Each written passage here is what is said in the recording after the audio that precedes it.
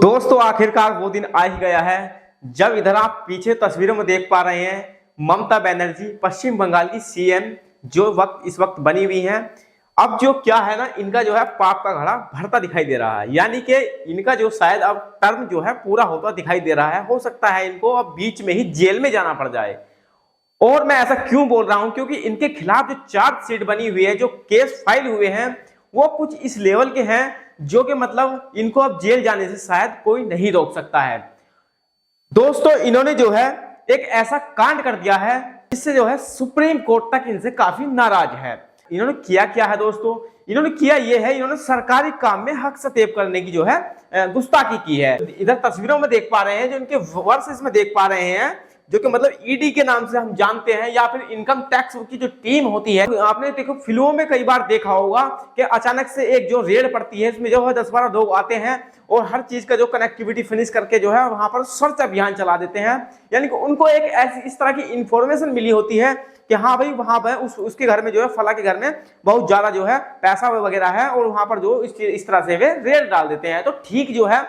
ED को एक information के अनुसार ममता बनर्जी के जो 2 ऑफिस हैं, एक पश्चिम बंगाल में और एक दिल्ली में, तो जो मतलब ईडी की टीम होती है उनको इंफॉर्मेशन मिलती है कि साहब इनके यहाँ पर जो है कुछ इस तरह की फाइलें हो, या फिर कुछ पेन ड्राइव वगैरह हो, या फिर कुछ वो ब्लैक मनी से जुड़ा हुआ कोई भी मामला हो। तो इस तरह की जैसे इंफॉर्मेशन ईडी की टीम को मिलती है, तो वो ईडी की टीम क्या करती है, ईडी की टीम डायरेक्ट जो है पश्चिम बंगाल और दिल्ली में जो है रेड मारने के लिए वहां पर पहुंच जाती है। लेकिन ममता बनर्जी जो है इसमें दिक्कतें क्रिएट कर देती है। मतलब ममता बनर्जी उनको अंदर घुसने नहीं देती है और अपने जो बल का पूरा प्रयोग करके, या यूं कहें अपनी जो शक्तियों का पूरा प्रयोग करके उनको अंदर जाने से रोक लेती है, और वहां की तमाम फाइलें या फिर तमाम वो डॉक्यूमेंट्स जिसकी तलाश में ईडी की टीम वहां पर पहुंची थी, उनको वहां से अलग कर देती है। और इसी चीज से नाराज ईडी जो है इन पर चार्जशीट बना करके एफआईआर मुकदमा दर्ज करा देती है। उससे जो है जो इनका केस है वो सीधे जो है हाई कोर्ट में चला जाता है। लेकिन इसमें ये क्या करती है, इसमें ये काफी जो है पश्चिम बंगाल के अंदर बवाल मचा देती हैं, और बवाल वो इस लेवल तक मचा देती हैं दोस्तों कि वहां पर जो है काफी जो है दंगे और बवाल भी देखने को मिले हैं दोस्तों। तो दोस्तों देखिए मैं आगे आपको दिखा देता हूं। यहाँ पर ये इनका जो इंट्रोडक्शन मैंने आपको बताया पहले, ये पश्चिम बंगाल की सीएम है। ये वही पश्चिम बंगाल है दोस्तों जो कि बांग्लादेश से अपनी सीमा साझा करता है, और ये वही पश्चिम बंगाल है दोस्तों जिसमें मुर्शिदाबाद जैसा जो जिला पड़ता है,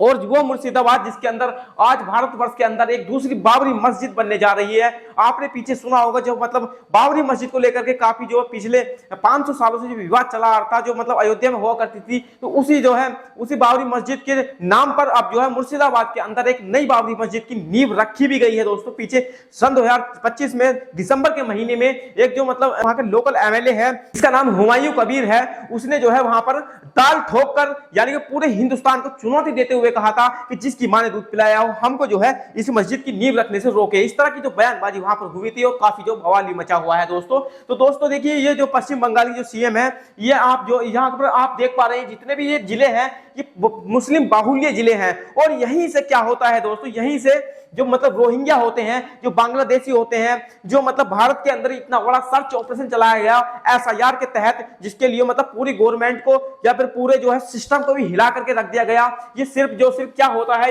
ये मुर्शिदाबाद हुआ या फिर ये आसपास के जितने भी ये जिले हैं, यहीं से आकर के बांग्लादेशी हमारे भारत के अंदर आते हैं और तमाम घटनाओं को अंजाम देते हैं। ये जो खुली सपोर्ट ममता बनर्जी जो डायरेक्टली उनको लोगों को करती हैं और तमाम देशों में जो भेजती है, तमाम देशों के हिस्सों में आकर के जो रोहिंग्या आते हैं और तमाम जो हमारे देश की इंफॉर्मेशन होती है वो बाहर जो लीक कर देते हैं। तो इस तरह की जो देखिए दोस्तों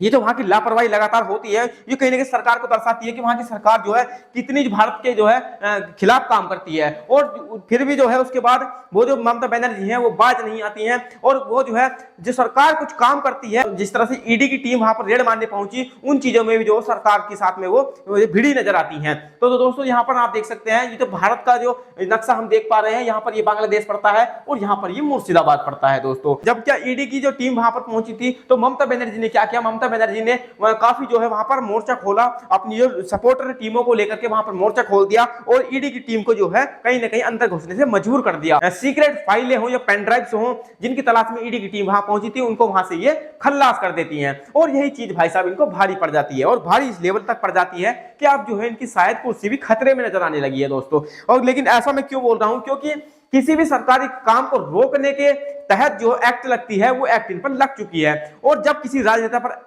एक्ट लगती है तो वो जो है जितनी जल्दी से जो है उससे बाहर नहीं आ पाता है। हमने आप उत्तर प्रदेश में देखा है जो आजम खान का जो हश्र हुआ था, ठीक वही हश्र अब ममता बनर्जी का पश्चिम बंगाल के अंदर होने वाला है। इसकी जो मनमानी थी वो शायद अब बहुत हो चुकी है। सरकार ने भी शायद अब जो है देख लिया है कि भाई जो है इसका जो टर्म है पूरा कर दिया जाए और इसको जो है अब शायद अब जो है आराम की जरूरत है, अब इसको जो है जेल की सलाखों के पीछे भेज दिया जाए। इस तरह का जो है फिलहाल जो माहौल इसके खिलाफ बना हुआ है। ये है हुमायूं कबीर, इसने जो है बाबरी मस्जिद की नींव रखी है हाल ही में, और इसने जो है पूरे भारत को ताल ठोक के कहा कि जिसकी मां ने दूध पिलाया हो वो हमारे जो है इस प्रोग्राम को या फिर इस प्रोजेक्ट को रोक कर दिखाए। तो दोस्तों ये तमाम बयानबाजी जो पश्चिम बंगाल से भारत के खिलाफ चल रही है या फिर जो एजेंडा चलता आ रहा है, इस पर जो है भारत कहीं ना कहीं भारत इन चीजों की इन स्कीमों को बंद करना चाहता है, लेकिन कहीं ना कहीं वहां की सरकार इस चीज के आड़े आ जाती है। यही हमारे देश की दुर्दशा है कि सरकार कोई ठोस कदम नहीं उठा पाती है, और उसी जो यानी कि जब किसी स्टेट में जो है इस तरह के मामले कुछ ज्यादा ही बढ़ जाते हैं कि जहां से कुछ जो है आतंकवादियों की जो है एंट्री होती हो या फिर इस तरह के मामले सामने आते हो, वहां पर ठोस कदम सरकार उठाने पर मजबूर हो जाती है। वो मजबूर इसलिए हो जाती है क्योंकि वहां पर ममता बनर्जी जैसी सीएम बैठी हैं, और जब तक इस तरह की सीएम किसी भी एक स्टेट में भी बैठी है, इस तरह की सीएम, तब तक जो इस देश का भला नहीं होने वाला है दोस्तों। तो शायद आपको इस सेशन को समझ में आ गया होगा कि मामला आखिर क्या है, क्यों ममता बनर्जी पर ये जो है केस चल रहा है, या फिर ये क्या हो सकता है आने वाले समय में। फिलहाल जो मैं आपको बता दूं, अभी इनकी गिरफ्तारी तो नहीं हुई है, यानी कि ये मामला सुप्रीम कोर्ट में पहुंच चुका है, इनको दोषी करार अभी तक नहीं दिया गया है।